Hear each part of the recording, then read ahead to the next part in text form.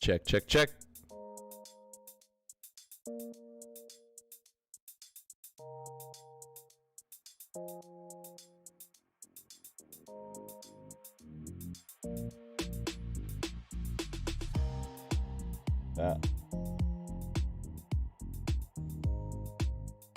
We're gonna fix this lighting situation.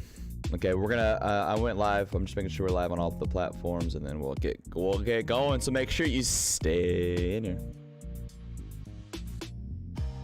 All right, Facebook. Check. Facebook check. YouTube should be good. Twitch should be good. Yee.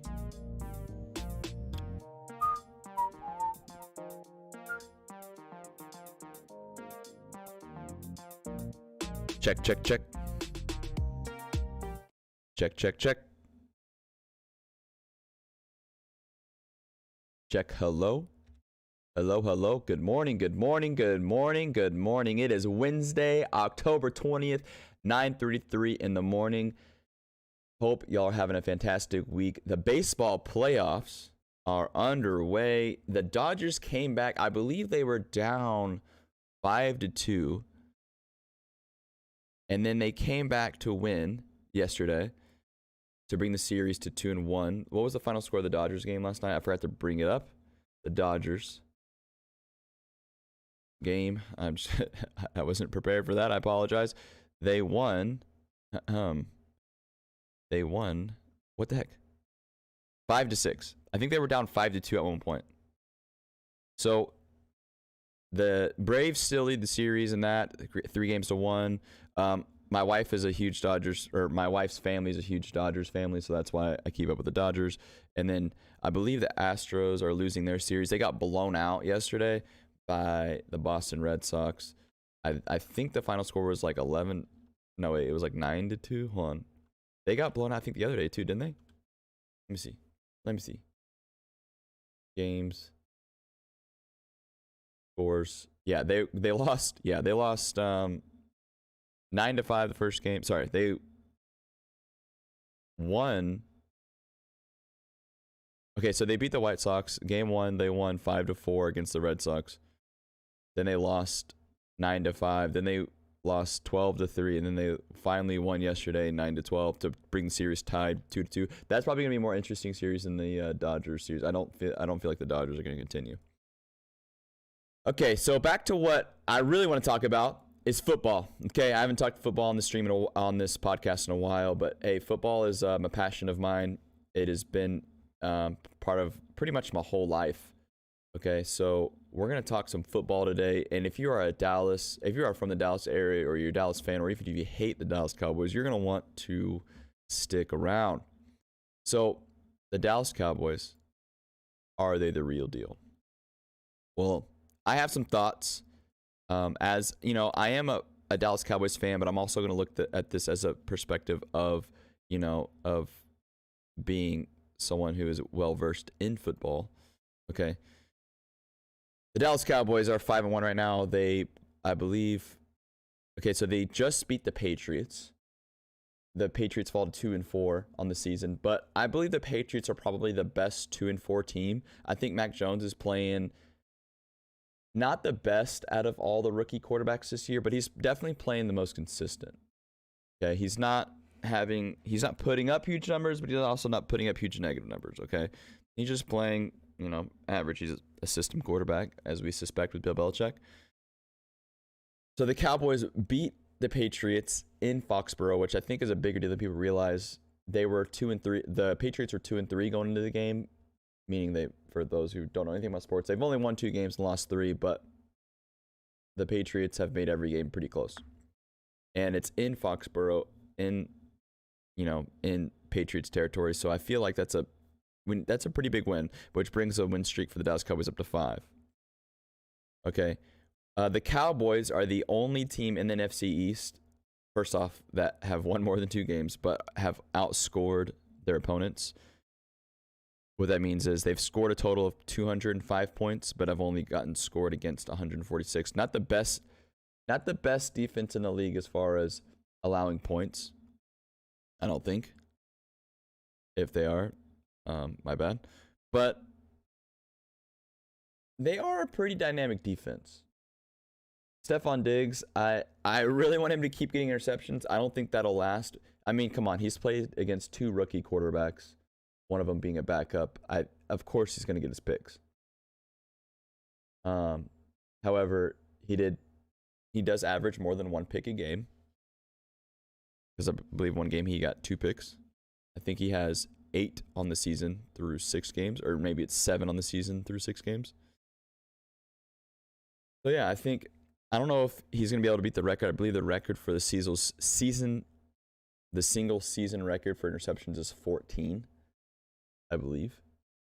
A lot of the season to make up. You know, he's got to double his amount of picks. I mean, he does have an extra game to do it this year. The regular season now is 17 games instead of 16 games, so we'll see. I think it's pretty apparent that the Cowboys are the best team in the NFC East. But I'm not sure. Look, I'm a diehard Cowboys fan. I want them to win the Super Bowl. I'm not sure we can outright say that we're going to win a Super Bowl. Okay, I just realized I should be wearing a Dallas Cowboys hat right now. Oh well. We're good. We can't outright say that we're going to win the Super Bowl because there's some things I see some issues with, and I'm going to rant about it here for a minute. Okay? Mike McCarthy's game management skills is piss poor. The when he uses timeouts is absolutely atrocious. Okay? It is so frustrating seeing before halves and before the end of regulation that just to see time get wasted, improper use of timeouts, using timeouts too late or too early. I think Mike McCarthy, the head coach, should be taking out of those situations because whatever he's doing behind the scenes is kind of working. Okay, I don't know if it's all on him or not, but Kellen Moore as an offensive coordinator, I think he should just take on all of responsibilities, especially in precious game time management. What up, Mike? Welcome to the Facebook chat. How you doing, buddy? Long time no see. But Mike McCarthy's game management skills is what's going to hold us back from winning close games against very good teams. He's a good coach, but I'm not sure if he's a good game manager.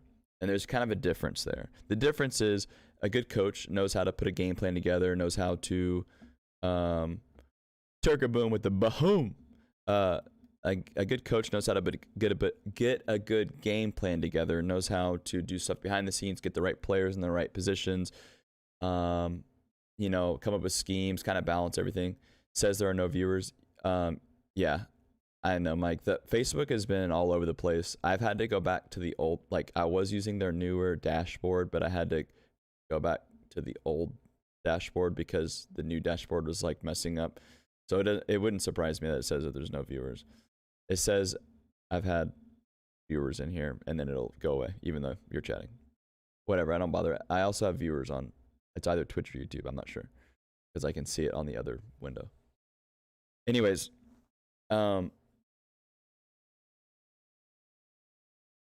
Mike McCarthy's game management, specifically in pressure time, final 4 minutes of each half, crucial third downs.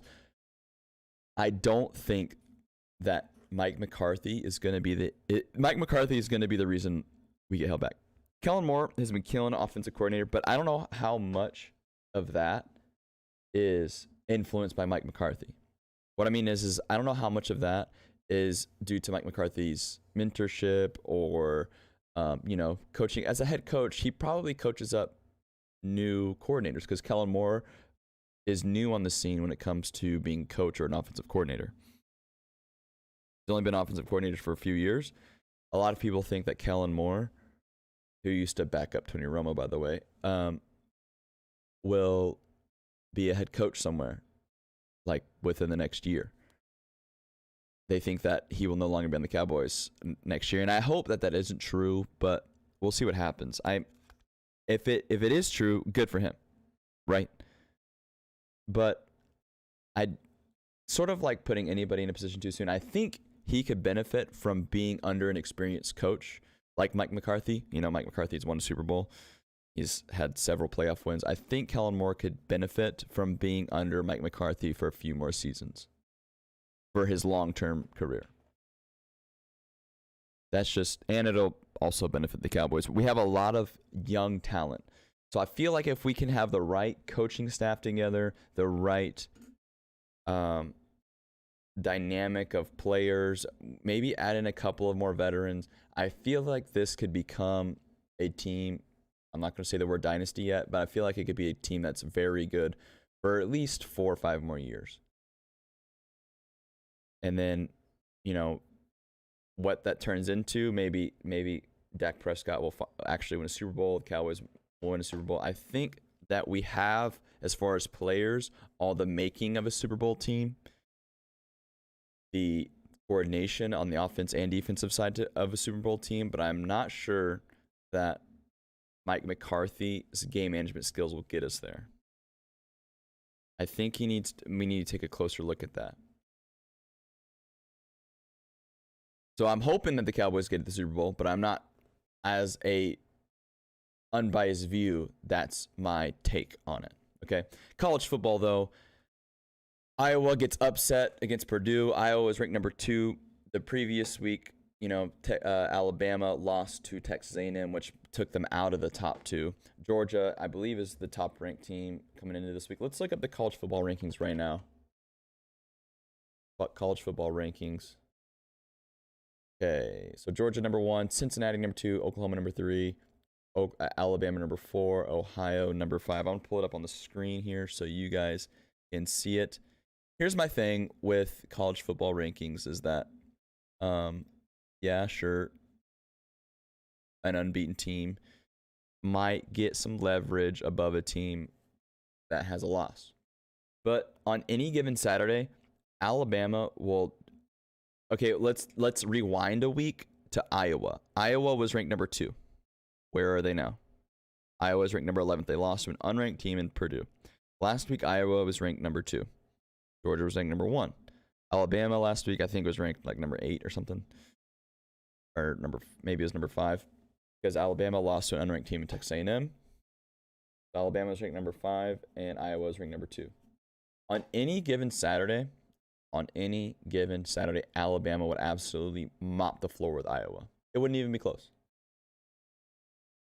So I get it. Alabama lost to an unranked team, and you got to kind of punish them for that. But at no point, if Iowa would actually beat Alabama. Same thing with Cincinnati and Oklahoma. Oklahoma is the worst top 5 team in the nation right now, bar none. I mean, they beat my Texas Longhorns last week, or 2 weeks ago, rather. Makes me sad. But my Texas Longhorns haven't been proven to be that good. And they allowed 40-something points. Spencer Rattler. I don't think Spencer Rattler's it. There's some quarterback controversy. That's going to have some locker room issues. So I don't know if Oklahoma's probably the worst top 5 team in the country, easily. I think... Well, I mean, Cincinnati, I don't know about between Cincinnati and Oklahoma.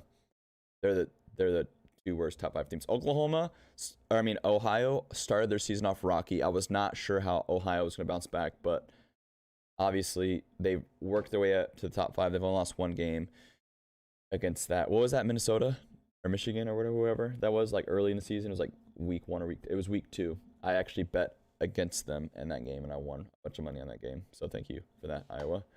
Michigan undefeated. They haven't played very good teams yet, so Michigan comes in at number 6, and Penn State coming in at number 7. I think the last few weeks, the next 3 weeks rather of the season. So we've got about 3 or 4 weeks of the regular season for college football left. Okay. I think the next 3 or 4 weeks is going to be, I think you're going to see this top 10 be completely different. Okay. I don't know if OSU is going to stay in the top 10. I don't think or Iowa will make their way back. Iowa is number 11, so obviously. Oregon, I don't think Oregon's going to have the top 10. My top 10 teams look a little bit different. I think Notre Dame's in the top 10. I think Oklahoma. Okay, let's break it down to the top 5. The top 5 teams at the end of the season, or top 4 teams, the 4 playoff teams are going to be Georgia, or should be Georgia, Alabama. Classic, right? I think Penn State might work their way in there. Okay, I think we're kind of underestimating Penn State just a little bit. They've played some tough games. They're going to play Ohio next Saturday. Okay, I think the winner of this Ohio State Penn State game, they're going to be in the top 4. That's going to be the number 4 team. How about your Kentucky? Is Kentucky still undefeated? Where they at? Yeah, oh no, they lost one game. Who did they lose to? Did they lose last? Oh, they lost to Georgia. I forgot that they played each other. I mean, 13-30. I think that's the most points Georgia's allowed. And they played in Georgia. I think that's the most points Georgia's defense this year has been on it. Where are their games at? Yeah, that's the most points, tied for the most points that Georgia's let up. I don't know. Here's the thing with Georgia. I don't know if their defense is that good, or the offenses that they've been playing just aren't that great. Because Clemson doesn't got it this year. Clemson, it's not the same Clemson team we've seen in the past handful of years. They're I haven't even been watching their games because the first 2 games I watched of them just haven't been it. But my Texas Longhorns, I don't know. I think my Texas Longhorns you won't see in the top 25. They'll probably finish this season in the top 25. We should beat that. We should have won that game against OSU. We should have beat OU, but we managed to piss away 14 and 18 point leads respectively in both of those games. I literally stopped watching that game, the Texas and OSU game, at halftime because I was getting ready for my game. I stopped watching it at half. I didn't watch the third quarter, but when I come back to watch it, all of a sudden, bam, it's a close game. We're losing. 17 of the 22 starters are projecting on the first or second round. Yeah, Georgia, I believe. It's almost like this. Like Georgia has a really good defense, but they're not the best from last time I looked. Let's see. It won't show me. I want to see like the breakdowns of like where they stand as far as like FBS leaders.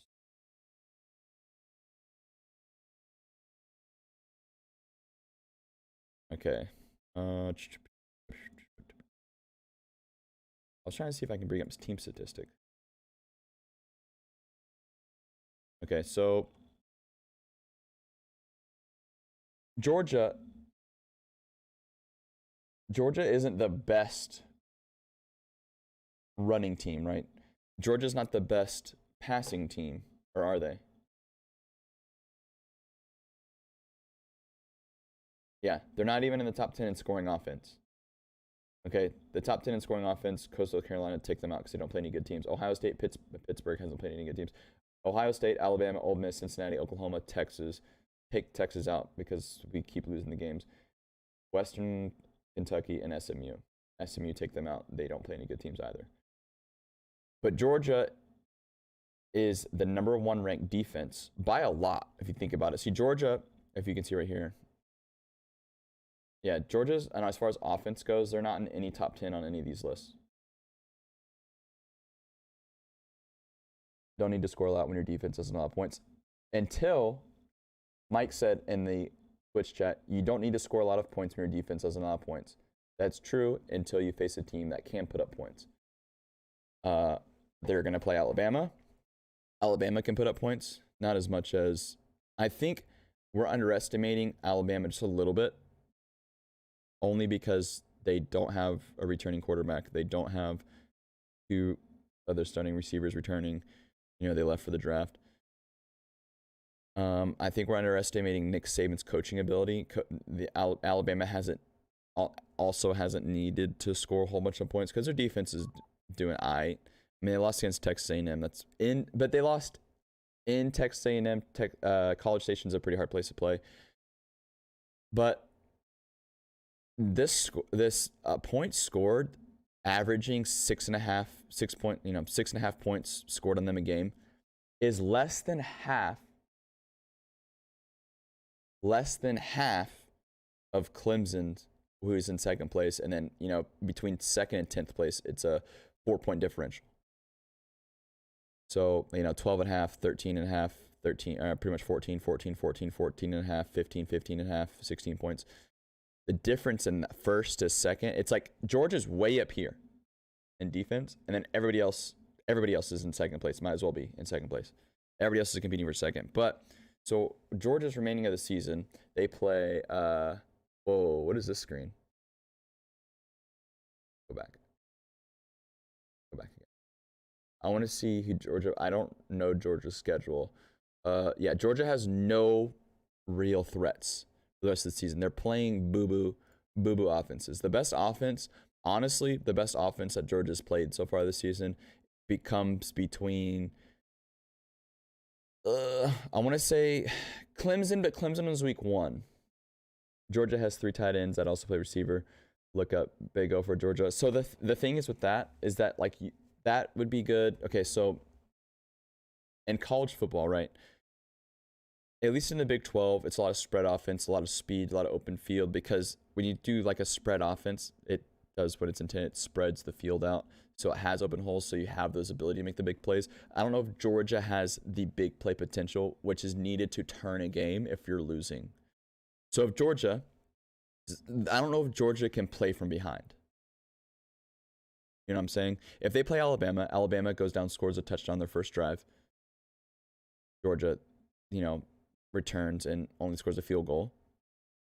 And then Alabama comes and kicks a field goal. So then they're down 7-10, and then they have to go into 3 and out. They're down 1 score. Alabama comes back and kicks a field goal. They're down 13-3. They're down 2 scores, in the first half. I'm not sure. I'm just talking about a scenario.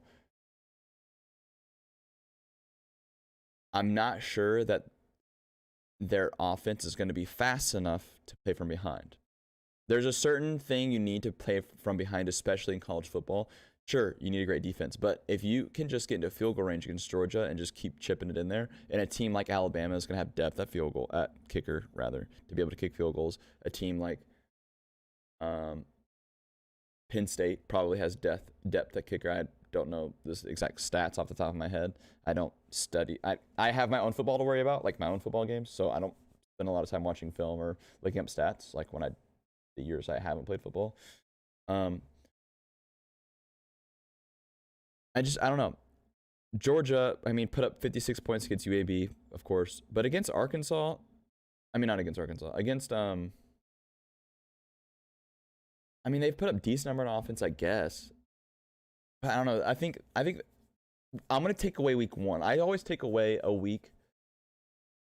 Usually it's the first week or first away game for these big teams, especially like week 1, 2 very good teams playing each other. You never really know what's gonna happen.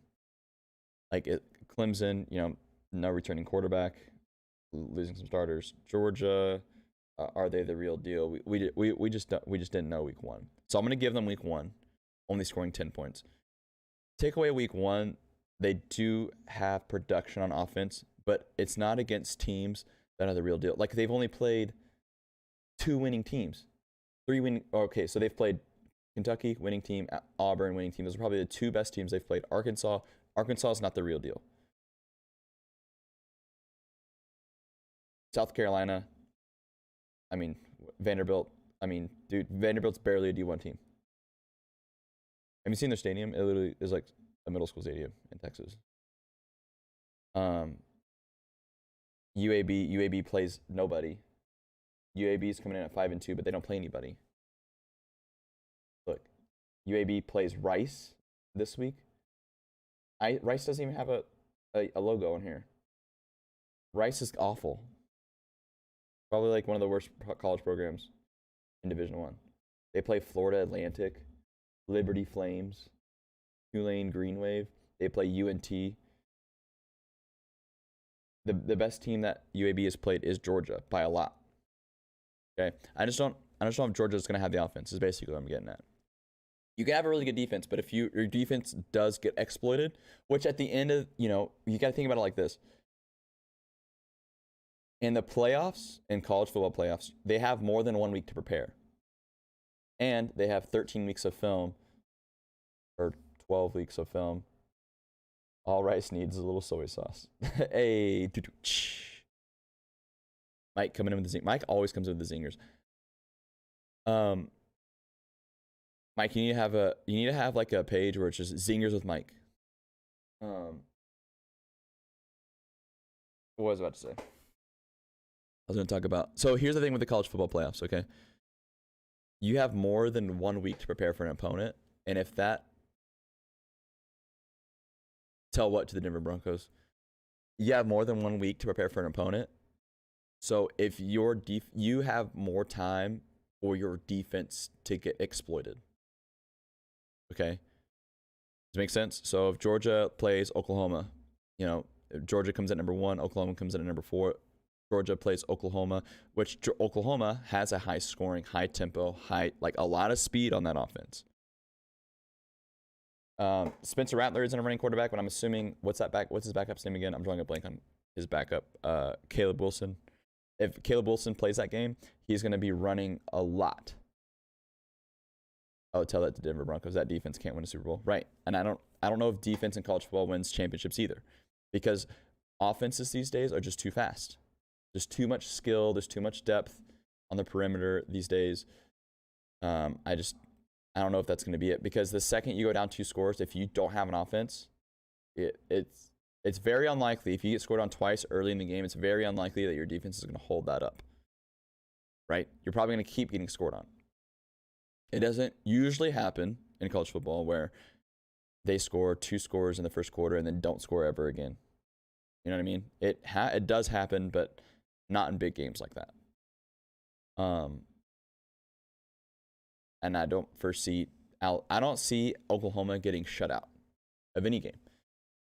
Cliff Kingsbury is too good of a coach. They got too much skill and depth. That's the thing. A school like Oklahoma, a school like with these high-powered offenses, it's like they have good starting receivers, and as you can see from Oklahoma, a good starting quarterback. But they also, like, their second string, their second rotation is like almost, if not just as good as their first. So I think they're going to have too much speed, and they're going to have fresh legs in there like every handful of plays. And I just don't know that Georgia can be able to keep up with the scoring and high tempo offense on the offensive side of the ball. Does that make sense? Today's episode's been fun. I'm really glad that we talked about sports today. I'm not going to talk about NBA because I don't know anything about the NBA. I barely know anything about baseball. I just brought up the baseball playoffs. But I got to get ready for class. Yeah, class. Yeah, I was actually doing school before this. That's why I started later than normal. All right, guys. Hey, I've been working on making the podcast better. I'm going to be doing more episodes like this. I'm going to be doing more episodes like this where we just talk about sports or whatever, just because I'm getting tired of talking about other stuff. And I know more about sports than I do a lot of other things. My knowledge of like college football and NFL, of like stats and players is lacking right now, only because I focus on my own football. But I can watch a game and be able to tell you and dissect a game. Does it make sense? And talk about game plans and relate offenses to defenses like we're doing right now with Georgia. Yeah, Mike, I get that Georgia's second string has almost 4-star players, but those stars, once you get into college, once you get in those big games, those stars kind of don't mean anything. Nick Saban talks about that a lot. That stars don't matter once you get into his program, and I think like a big school like Georgia, you gotta be able to perform on Saturday night, and you gotta be able to, and your team has to be able to perform. That's the thing. You can have, what are these 4-star players? What are these 5-star players? Every college football programs at that stage if they're in the top 5, in the top 10, their backups are probably 3, 4, and maybe even 5-star players. You might have some redshirt freshmen that were 5-star, so they've had a year in the program and they have a lot of, time in the program. Like, I don't, that Georgia, look, I'm not saying Georgia's not the real deal. I just don't know. We haven't seen them get tested against a really high-powered offense. I didn't watch the game. I can go back and look at some highlights. But stats don't lie.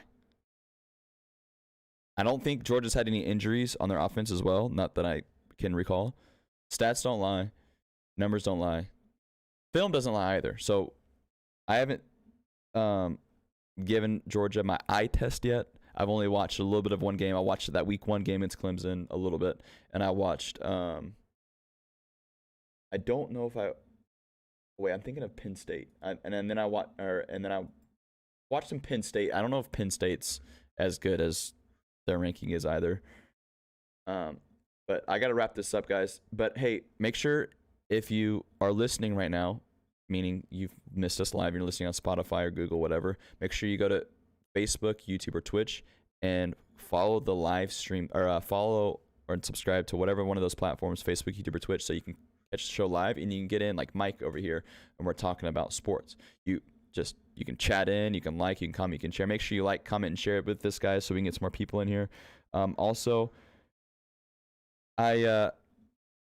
Anchor has officially sponsored this podcast, so now if I get enough impressions, they'll start paying. It's not a lot of money. It's like $15 per 1,500 impressions or something. So that means another way you can support monetarily is by sharing the show, getting your people to listen because they listen to the ads, and then the ad is like 30 seconds. So whatever, make sure you share this with your friends. And if you would like to support monetarily as well, you can go to anchor.com. The link is like everywhere. You can find the link. It's anchor.fm/JJ's live show. You can donate for 99 cents a month or $5 a month. The more I earn from this show, the more I can invest into it, and the more episodes I can put out, the more things I want to do. So make sure that you help me out so I can help you guys out. All right, that's all I'm trying to say, because we do, as a show, we are going to be doing community give backs and stuff like that directly to the community of like people in need and stuff like that. So I want to be able to get to that point, but at first we got to build up the platform, we got to build up the show, we got to generate some revenue and make the show better. Got to make this show top tier. All right, guys, appreciate you guys stopping in. Make sure you catch us on the next episode. Catch y'all on the Flippity Flip. By the way, the first guest is confirmed. I just have to schedule it. The first guest will probably be within the first couple weeks of November. It's going to be a buddy of mine. I'm not going to say his name, but he is an economic specialist, and he works for a city in Texas as an economic specialist. So make sure you subscribe so you don't miss